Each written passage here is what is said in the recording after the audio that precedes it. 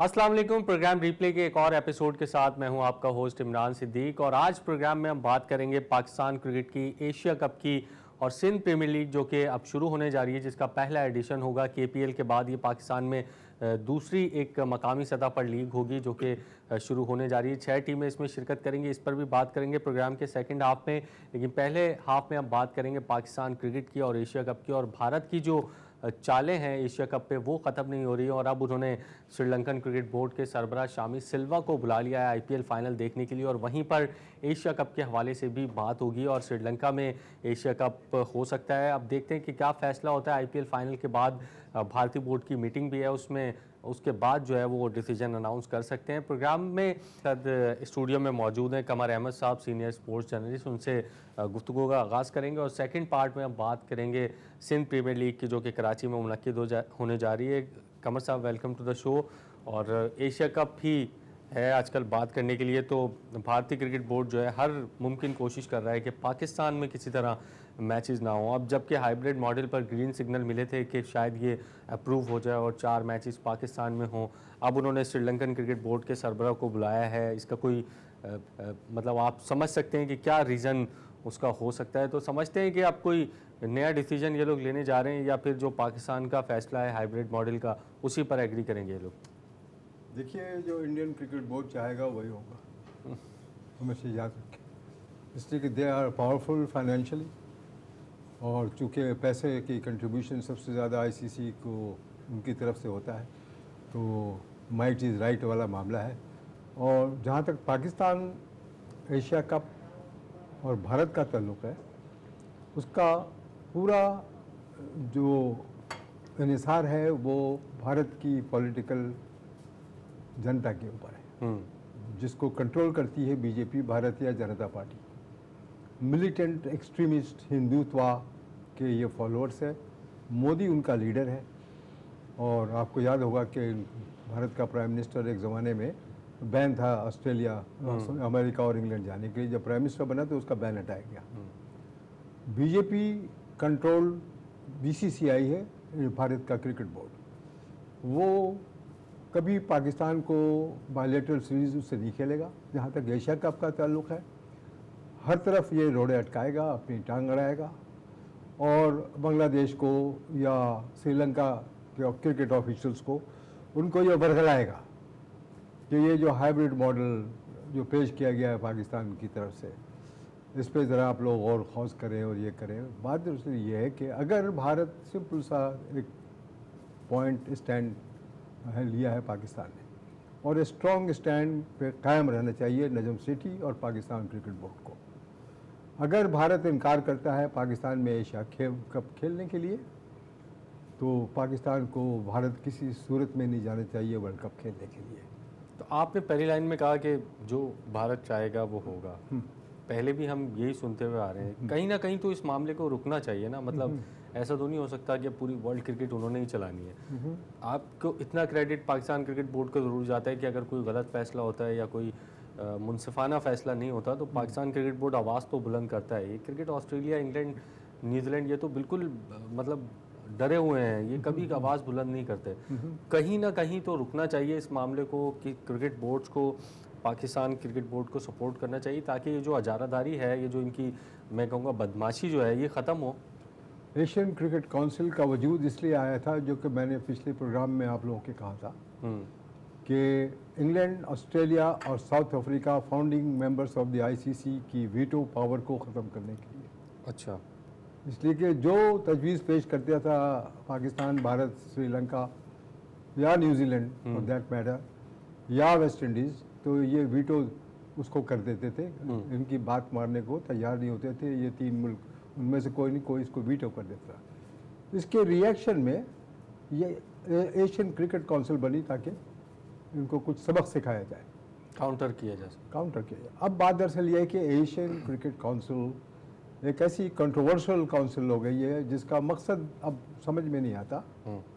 इसको बैन कर देना चाहिए, इसको शुड बी डिसबैंडेड। कोई इस वक्त वीटो पावर नहीं है, न बरतानिया की, न ऑस्ट्रेलिया की, न साउथ अफ्रीका की। तो अब किस चीज़ की Asian cricket council? Money is the main factor.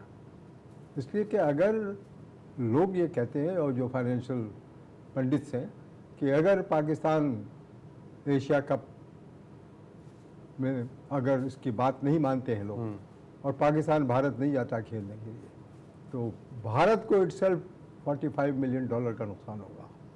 तो ये जो आपने अभी बात की कि किस वजह से एशियन क्रिकेट काउंसिल बनी, एक दौर था कि अच्छे ताल्लुकात थे पाकिस्तान और इंडिया के। आप तो ज़ाहिर है इतने अरसे से आप क्रिकेट कवर कर रहे हैं, क्या वो टर्निंग पॉइंट्स थे, क्या वो मेजर फैक्टर्स थे जिनकी वजह से ये क्रिकेट बोर्ड्स में दूरियां बढ़ीं और इतनी बढ़ गई कि अब मतलब भारतीय बोर्ड चाहता ही नहीं है कि किसी भी हाल में पाकिस्तान क्रिकेट बोर्ड का कोई फ़ायदा हो जाए। ठीक है, आपके पॉलिटिकल ताल्लुकात अच्छे नहीं हैं, लेकिन वो आप ना खेलें एक दूसरे से, लेकिन इस हद तक चले गए हैं कि नुकसान पहुंचाने हैं वो क्रिकेट को। वो चाहते हैं कि पाकिस्तान आइसोलेट हो, पाकिस्तान के पास कोई बड़ा इवेंट ना जाए। अभी तो चैंपियंस ट्रॉफी हमें बड़ी मुश्किल से मिली है 2025 की, उसमें भी नहीं पता भारतीय क्रिकेट बोर्ड आएगा या नहीं। क्या मेजर फैक्टर्स थे इसमें कि इतनी दूरी हो गई बोर्ड्स में, जो कि कभी हाथ मिलाकर साथ चलते थे और इंग्लैंड और ऑस्ट्रेलिया का जो फैसले होते थे उसके आगे खड़े होते थे? मेजर फैक्टर रिलीजियस है, सियासी से ज़्यादा, और इसमें बहुत बड़ा हाथ हिंदुत्व, भारतीय जनता पार्टी, राष्ट्रीय सेवक संघ जो उसका ब्रांच है, जिसकी ब्रांच बीजेपी है, इनकी मिलिटेंसी जो है, और जिस तरह से गुजरात के मुसलमानों का मैसेकर मोदी की लीडरशिप में हुआ है, इन सब चीज़ों को देखते हुए ये बार बार, अगर आपने अभी देखा होगा कि जब बिलावल इंडिया गए जी, तो इनका जो फॉरेन मिनिस्टर था तो उसने वहीं पे एक बयान दे दिया कि पाकिस्तान जो है वो टेररिस्ट स्टेट है। ठीक है ना, वो ये दुनिया को ये नहीं बताता कि 13-14 हज़ार मुसलमानों को मार दिया गुजरात में। वो ये नहीं बताता कि किस तरह से वो विक्टिमाइज कर रहा है मुस्लिम और जो माइनॉरिटी कम्युनिटी इंडिया की, जो दलित और हरिजन अनटचेबल जिसको ये लोग कहते हैं, या क्रिश्चियन कम्युनिटी है, उसको किस तरह ये बीजेपी पार्टी जो है विक्टिमाइज कर रही है। पाकिस्तान और भारत के ताल्लुकात उस वक्त से ख़राब है जब से ये पार्टी आई है। 2007 में last time bilateral series, test series Bharat में हुई थी जब मैं गया था पाकिस्तान टीम के साथ। उसके बाद ये क्यों नहीं खेल रहे हैं, ये बार बार कहते हैं जी हम तो सिर्फ आईसीसी के इवेंट में खेलेंगे वर्ल्ड कप में। आईसीसी में भी अपना फायदा देख रहे हैं ना। और पाकिस्तान हमेशा से कोशा रहा है कि इस टग ऑफ वार को खत्म किया जाए, इस सियासी तनाव को। हमेशा पहला स्टेप उठाया हमेशा पाकिस्तान ने कभी इनकार नहीं किया किसी भारत के यहाँ आने में या भारत जाने में। आपको याद होगा कि जा रहे थे जब 2007 में तो इन्होंने पिच खोद दी, इन्होंने पाकिस्तान के फील्डरों के लिए सांप छोड़ने की धमकी दे दी, इन्होंने भारत के क्रिकेट बोर्ड को तहस नहस कर दिया, आग लगा दी। बोर्ड भारत के क्रिकेट ऑफिसर्स को मारा बाल ठाकरे के लोगों ने, आपको याद नहीं है?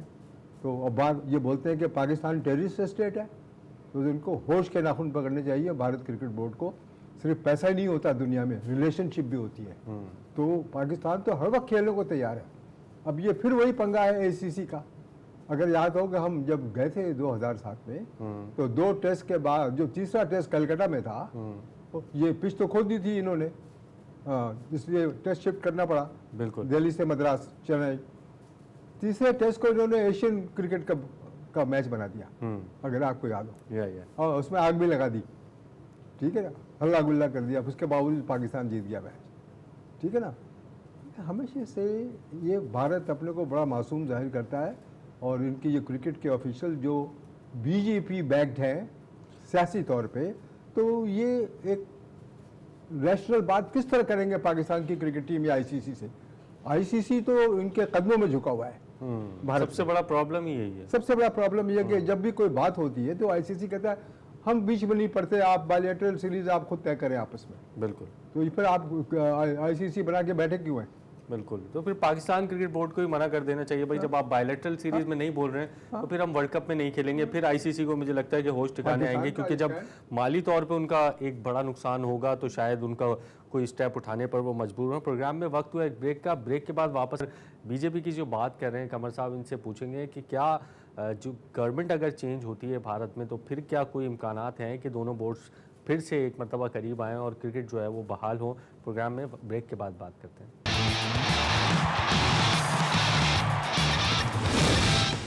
प्रोग्राम में एक मरतबा फिर खुश आमदीद। और ब्रेक से पहले हम बात कर रहे थे पाकिस्तान और भारतीय क्रिकेट बोर्ड के ताल्लुकात कहाँ से ख़राब हुए, किस तरह ख़राब हुए। पहले बड़े अच्छे ताल्लुकात थे दोनों क्रिकेट बोर्ड के दरमियान। 2012-13 में आखिरी सीरीज़ हुई थी और उस वक्त जो है वो, अगर मैं गलत नहीं हूँ कमर साहब, तो कांग्रेस की शायद हुकूमत थी वहाँ। बीजेपी की गवर्नमेंट के बाद अभी तक कोई बायलैटरल सीरीज़ नहीं हुई है। 10 साल शायद पूरे होने वाले हैं उनकी गवर्नमेंट को, 2 टर्म्स हो चुके हैं।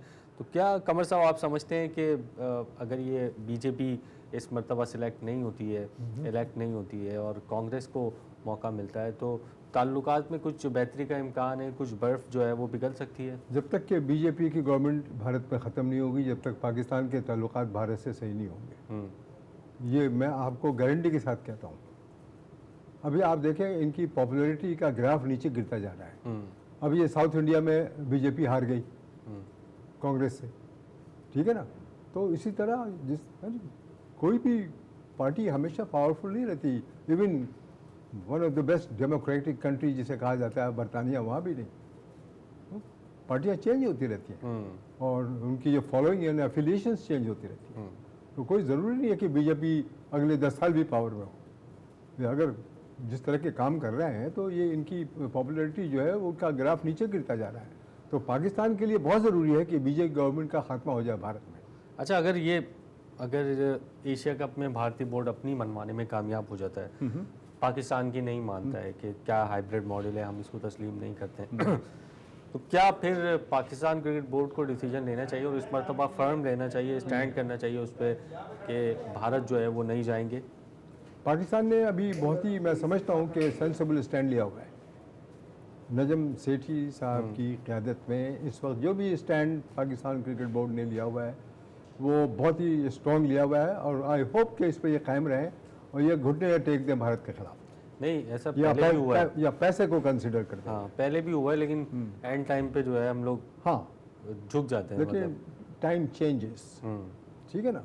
कोई ज़रूरी नहीं है कि इस दफ़े भी आप घुटने टेक दें या इनकी खुशामद में आप पड़ जाएं। अगर ऐसा करेंगे तो it will be a disastrous thing for Pakistan cricket. तो अगर ज़ाहिर एक मैटर तो करता है पाकिस्तान वर्ल्ड क्रिकेट में, बाइकआउट करता है, तो फिर उसकी क्या अहमियत रह जाएगी वर्ल्ड कप की, जिसमें इंडिया पाकिस्तान का मैच ना हो। इंडिया में वर्ल्ड कप हो रहा है, पाकिस्तान उसमें नहीं है। अभी तक ऐसा मेरे ख्याल है कोई वर्ल्ड कप नहीं है जिसमें पाकिस्तान शरीक ना हुआ हो। तमाम ही वर्ल्ड कप में शायद पाकिस्तान जो है वो शरीक हुआ और एक अच्छा मतलब आईसीसी को भी इससे कमाने का मौका मिलता है पाकिस्तान से और दीगर जो मुल्क हैं उनसे भी। तो आईसीसी तो कभी नहीं चाहेगा कि पाकिस्तान जो है वो टूर्नामेंट से बाहर हो। तो क्या फिर आईसीसी दबाव डालेगा पाकिस्तान के ऊपर कि नहीं आप ये नहीं कर सकते? कोई सुनते ही नहीं है आजकल। तो आईसीसी आपको पता है इंडियन डोमिनेटेड। नहीं, छोटे बोर्ड्स पे तो धौंस जमाता है ना वो। मैं क्या कह रहा हूँ ना कि इंडियन डोमिनेटेड है। दूसरी बात ये है कि अगर पाकिस्तान फर्ज कीजिए कि वर्ल्ड कप में पार्टिसिपेट नहीं करता है तो whole world cup is devalued, इसकी कोई वैल्यू नहीं होगी। इसलिए कि पाकिस्तान किसी तरह की भी टीम हो, कमज़ोर या मजबूत, वो हमेशा हाई प्रोफाइल टीम रही है वर्ल्ड कप की, one of the favourite teams रही है and one of the entertaining. तो ये जो एडवर्टाइजर्स, स्पॉन्सर्स, टेलीविजन वाले हैं, इनको बहुत बड़ा धचका लगेगा, फाइनेंशियल लॉस होगा। ब्रॉडकास्टर्स नाराज होंगे। ब्रॉडकास्टर्स नाराज होंगे, हो सकता है broadcasters even they pull out of the game. Yes, और उनकी शायद शर्त भी है कि इतने इंडिया पाकिस्तान के मैचेस होंगे। एशिया कप में भी उनकी शर्त है कि 2 मैचेस लाजमी होने चाहिए। दुनिया की आंखें इंडिया पाकिस्तान के एनकाउंटर पे है, मैचेस के ऊपर, वर्ल्ड कप खासकर इस जैसे प्राइम इवेंट के अंदर। अगर ऐसा नहीं होगा तो बहुत बड़ा फाइनेंशियल लॉस आईसीसी को उठाना पड़ेगा। मेरा ख्याल है माजी में क्विकली हम इस पर बात करते हैं। माजी में शायद 1-2 इंस्टेंस ऐसे हुए हैं कि पॉलिटिकल बुनियादों की वजह से टीमें पुल आउट करके ही हैं। साउथ अफ्रीका थी शायद उसमें, और कौन कौन सी टीमें थी जो माजी में पुल आउट की हैं वर्ल्ड कप के लिए। और लास्ट ये इंस्टेंस कब हुआ था? मुझे ये याद नहीं आ रहा है। किसी के वनडे क्रिकेट किसी को याद नहीं रहती, हमेशा याद रखें। इसलिए कि शॉर्ट ड्यूरेशन के गेम होते हैं वनडे क्रिकेट, तो किसी को याद ही नहीं होता कि क्या हुआ फला मैच में। मुझे तो सिर्फ मैंने तो 9 वर्ल्ड कप कवर किए हैं 12 में से, तो 1, 2, 3 मुझे वर्ल्ड कप के फाइनल याद है। याद वो होता है जो लॉन्ग ड्यूरेशन का गेम होता है, जैसे टेस्ट क्रिकेट है। तो उस पर आप मुझसे बात करेंगे तो मैं हर कहानी आपको सुना दूंगा। वो तो हमने बहुत सुनी है, इसलिए कि वो सारी चीज़ें मैंने कवर की हुई है पिछले 60 साल में, ठीक है ना। लेकिन शॉर्ट मेमोरी होती है वनडे क्रिकेट की या T20 की। तो मुझे नहीं पता कि इस वक्त किस वक्त ये पुल आउट कोई टीम हुई। चलें जी, देखते हैं कि क्या भारतीय क्रिकेट बोर्ड और एशियन क्रिकेट काउंसिल फैसला करती है और आगे ये ऊंट किस करवट बैठता है, क्योंकि अब ये बहुत सारी चीज़ें हैं, बहुत सारी चहमगोइयाँ हैं, अफवाहें हैं, बहुत सारी खबरें रोज़ आ रही हैं, लेकिन हतमी जो फैसला है वो सामने नहीं आ रहा। हमने बात की और अब दूसरे पार्ट में ब्रेक के बाद हम बात करेंगे सिंध प्रीमियर लीग की, जो कि शुरू होने कराची में। हमारे साथ मौजूद होंगे उसके सरबरा और एडवाइज़र स्टूडियो में मौजूद होंगे रमेश साहब, उनसे बात करेंगे। प्रोग्राम में ब्रेक के बाद हाजिर होते हैं।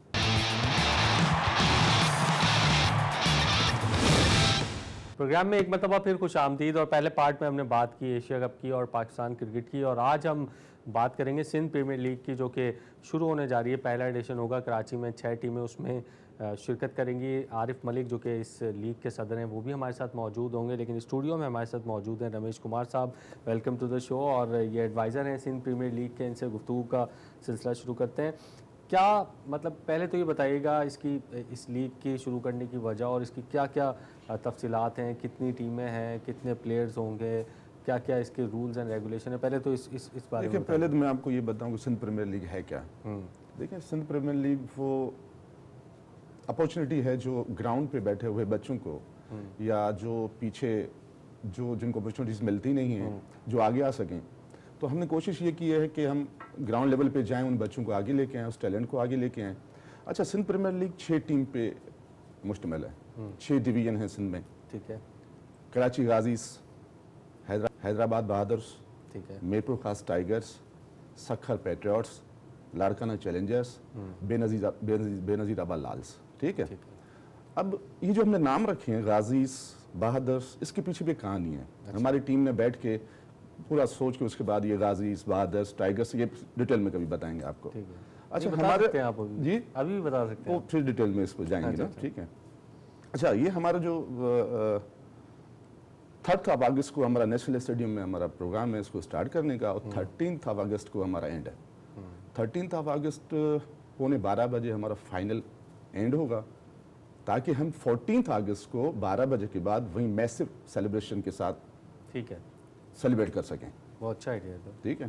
तो इसमें हमने 5 खिलाड़ी उसी डिवीजन के रखे हैं। ठीक है। उसके बाद प्लेटिनम है, गोल्ड है, इस तरह की कैटेगरी है हमारे प्लेयर्स की। इंटरनेशनल प्लेयर्स भी हैं इसमें, और ये इंटरनेशनल लेवल का एक PSL है। इंटरनेशनल प्लेयर्स पे मैं आता हूँ।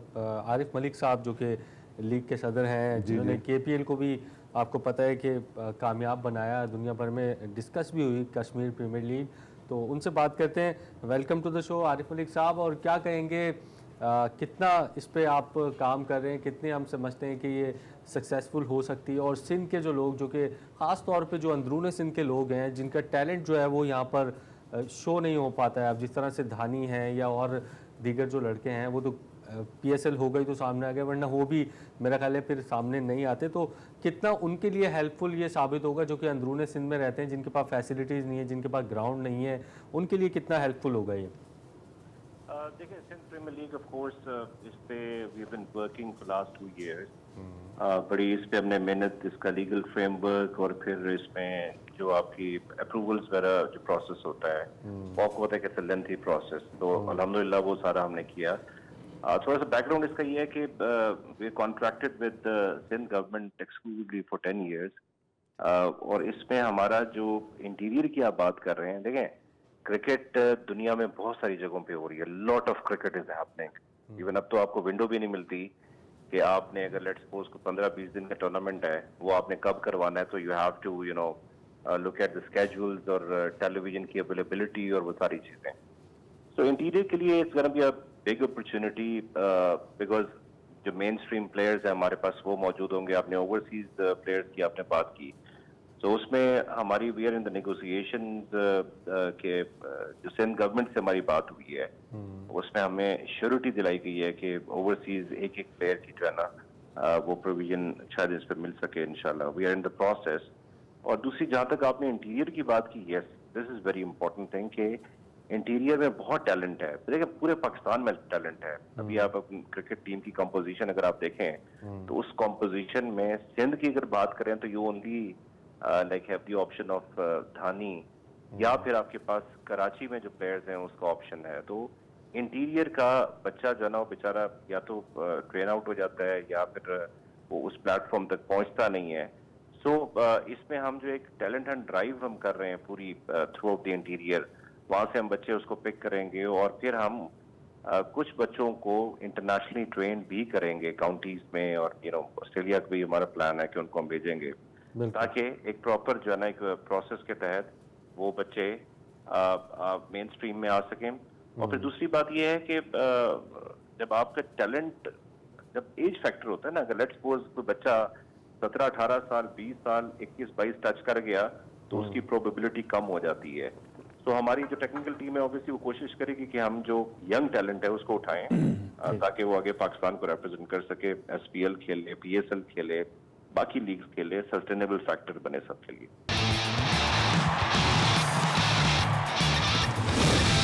भाई साहब, आपने अभी कहा था कि 5 खिलाड़ी हर टीम में उसी डिवीजन के होंगे, तो अभी जैसे आरिफ मलिक साहब ने बात की कि टैलेंट हंट होगा, उसमें से हम सिलेक्ट करेंगे, बिल्कुल ठीक है। तो ये अब मेरे ख्याल है कब से आपने ये शुरू करना है, कब क्या उसकी, ताकि जो जिन्होंने ट्रायल्स देने या जो उनके लिए डेडलाइन है तो तैयारी भी करनी होती है ट्रायल्स देने से पहले।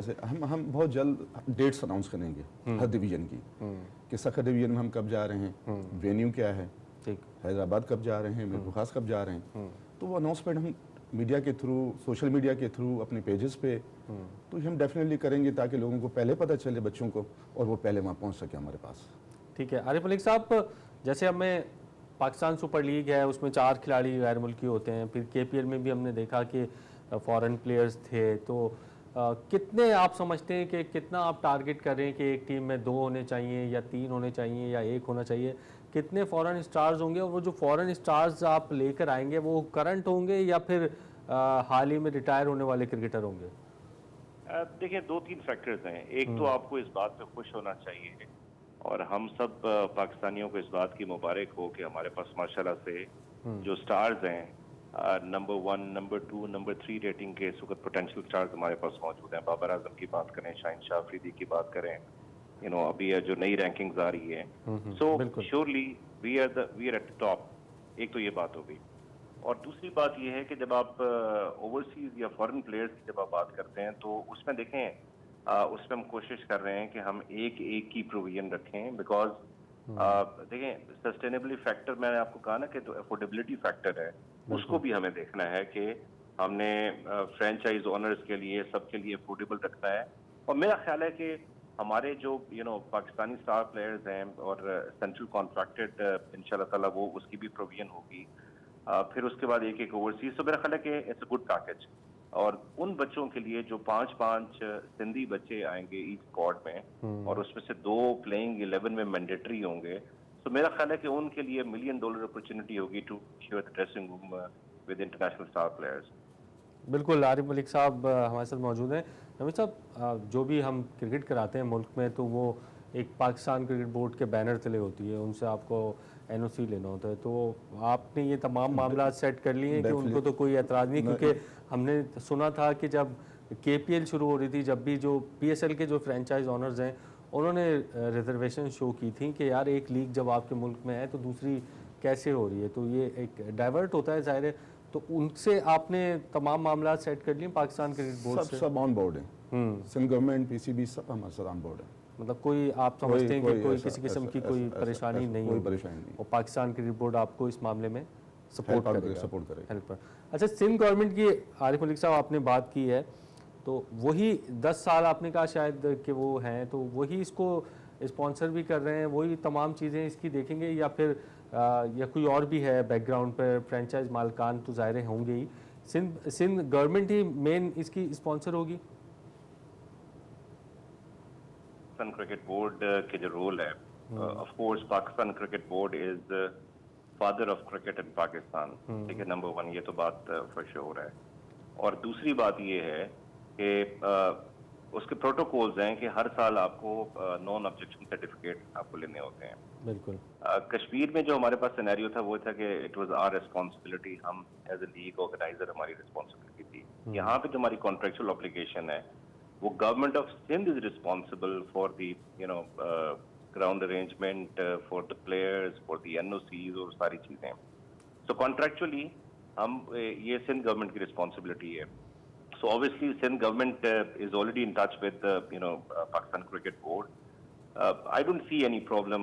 वो तो ज़ाहिर है, आपको याद होगा कि KPL सीजन 1 में भी यही बात होती थी, 2 में भी यही बात होती थी, अल्लाह ताला के फजल करम से उसको हम कर गए। दूसरी बात यह है कि जो गवर्नमेंट ऑफ सिंध का रोल है वो है, देखें, उन्होंने हमें सिर्फ लुक आफ्टर करना है सिक्योरिटी या जो हमें यहाँ पे जो लोकल अरेंजमेंट्स हमें चाहिए, it's totally private league but with the complete and full patronage of Sindh government.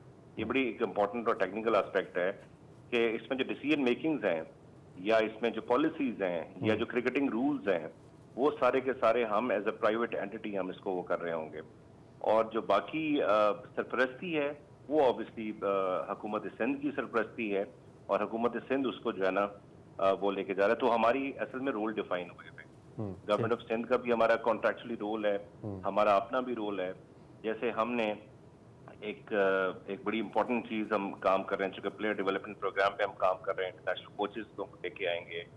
हमने 10,000 जॉब अपॉर्चुनिटीज क्रिएट करनी है इन अनदर 10 years। ये हमारा सबसे बड़ा मोटिव है। इंशाल्लाह ताला इसको हम अचीव करेंगे ताकि जो क्रिकेट है वो ग्रास रूट लेवल तक जा सके। चलें, क्रिकेट पर बात की और हम देख रहे थे जब प्रेस कॉन्फ्रेंस हो रही थी तो मैं भी वहाँ मौजूद था। सरफराज अहमद, शाहिद अफरीदी, शर्जील मेमन, ये सब लोग थे। तो सरफराज तो आई थिंक वो अभी खेल रहे हैं, शायद वो खेलते हुए हमें नज़र भी आएंगे। तो क्या लाला को भी आपने एक मरतबा फिर ग्राउंड में उतारना है सिंध प्रीमियर लीग में? देखें, एक तो जो सबसे इम्पोर्टेंट चीज़ है वो ये है कि लाला को मैं अक्सर कहता हूँ कि Lala, you are the brand ambassador for ever. जब तक आपका दिल करेगा you are the brand ambassador. हम कोई भी लीग करते हैं, नो मैटर वो लीग पाकिस्तान में हो रही है, कोई हम इंटरनेशनली भी, चूंकि हमारे 1-2 कंसोर्टियम्स हमारे चल रहे हैं। So Lala is the brand ambassador of course, number 1। Number 2 ये है कि लाला, you'll see Lala as a कप्तान of one of the teams and आपको ग्राउंड में भी एक्शन में नजर आएंगे लाला इंशाल्लाह ताला। और फिटनेस पे इस वक्त भरपूर तवज्जो है, डेली ट्रेनिंग्स कर रहे हैं वो, और उनका ट्रेनर भी मुझे बता रहा था कि Lala is ready for the KPL and SPL season 1।